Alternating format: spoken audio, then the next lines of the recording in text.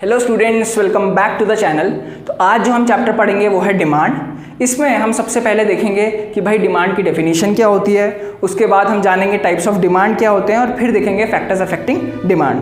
तो बच्चों, डिमांड की डेफिनेशन पे आने से पहले हम सबसे पहले इसको एक एग्जाम्पल की मदद से समझ लेते हैं, ठीक है। तो मान लो एक लड़का है अनुज, अनुज के पास है 5,000 रुपये, ठीक है।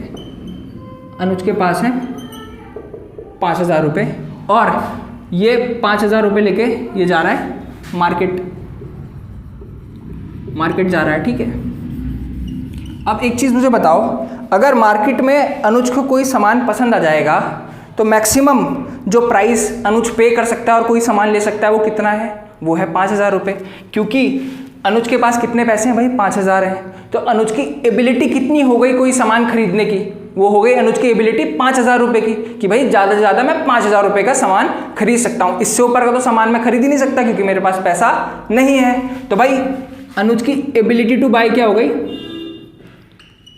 एबिलिटी टू बाय, यानी कि अनुज कितने तक का सामान खरीद सकता है? अनुज 5,000 रुपये का सामान खरीद सकता है।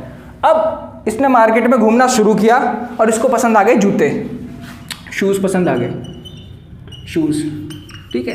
ये शूज़ क्या हो गई भाई? हमारी कमोडिटी हो गई। ये हमारी क्या हो गई? कमोडिटी हो गई। वो कमोडिटी जो अनुज भाई साहब को पसंद आ गई। पसंद इतनी आई, तुरंत दुकान में घुस गए और दुकानदार को बोला, भैया ये जूते कितने के? भैया ने बोला, ये जूते बेटा 4,000 रुपये के हैं, ये जूते 4,000 रुपये के हैं। अनुज भाई साहब को ये जूते इतने पसंद आए कि अनुज भाई साहब तुरंत इन जूतों पे 4,000 रुपये खर्च करने के लिए तैयार हो गए।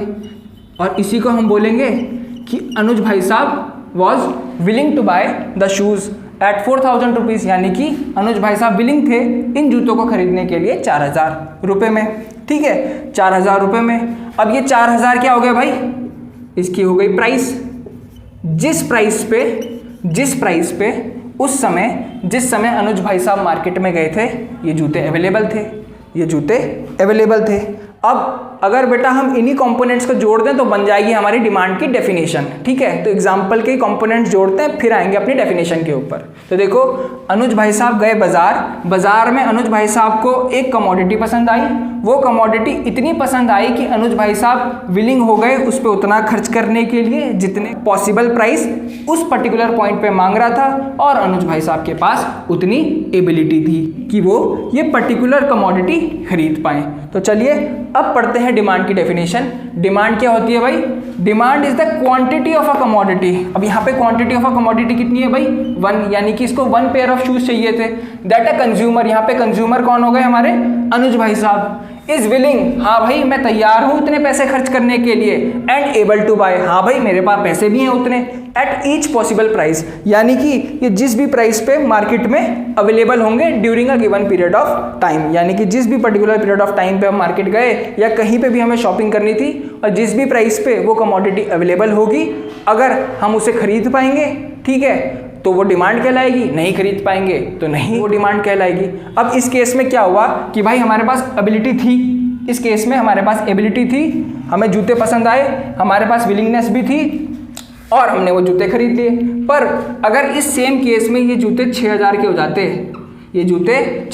हो जाते, भाई कमोडिटी तो बहुत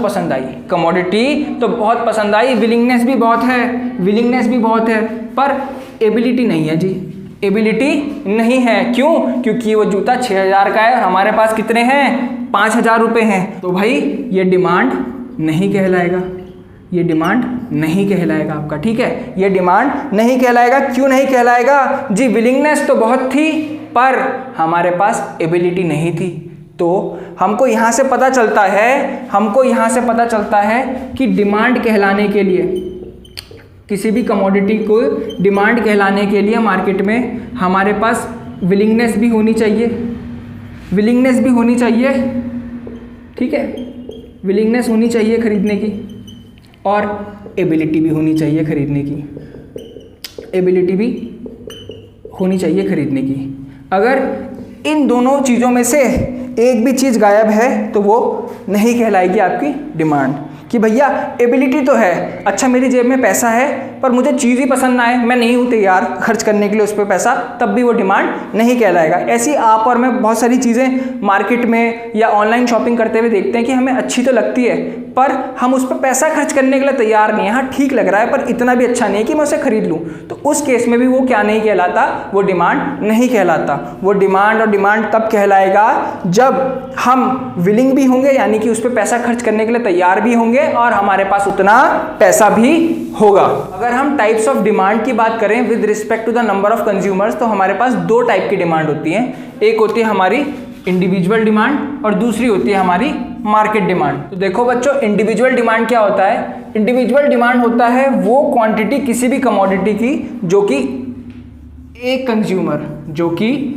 एक कंज्यूमर विलिंग होता है और एबल होता है पॉसिबल प्राइस पे करने के लिए उस पर्टिकुलर पीरियड ऑफ टाइम पे। इंडिविजुअल डिमांड से हमको ये याद रखना है कि भाई इंडिविजुअल डिमांड एक कंज्यूमर की डिमांड होती है जो कि एक कमोडिटी को खरीदने के लिए वो पर्टिकुलर प्राइस पे करने के लिए तैयार होता है और उसके पास उतनी एबिलिटी भी होती है उस पर्टिकुलर पॉइंट ऑफ टाइम पे।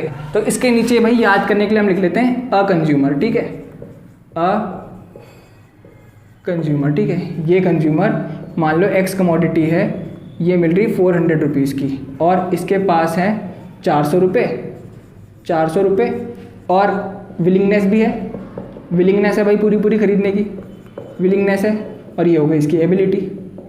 तो यहाँ से हो जाएगी हमें आराम से डेफिनेशन याद। अब देखते हैं भैया मार्केट डिमांड क्या होता है। मार्केट डिमांड मतलब क्या होता है? वो क्वांटिटी ऑफ कमोडिटी जो कि यहाँ पर याद रखने वाली बात है ऑल कंज्यूमर्स, जो कि all consumers are willing and able, मतलब सारे के सारे कंज्यूमर्स क्या हैं भाई, इच्छा रखते हैं कि हाँ भाई हम इतना पेमेंट कर देंगे जितने की वो मिल रही है, एंड एबल उनके पास पैसे भी है उतने, to buy at each possible price, यानी कि जितने का मिल रहा है during a given period of time, और जिस पर्टिकुलर पॉइंट ऑफ टाइम पे वो मिल रहा है। यहाँ पर हम लिख देते हैं ऑल कंज्यूमर्स, ठीक है, ऑल कंज्यूमर्स।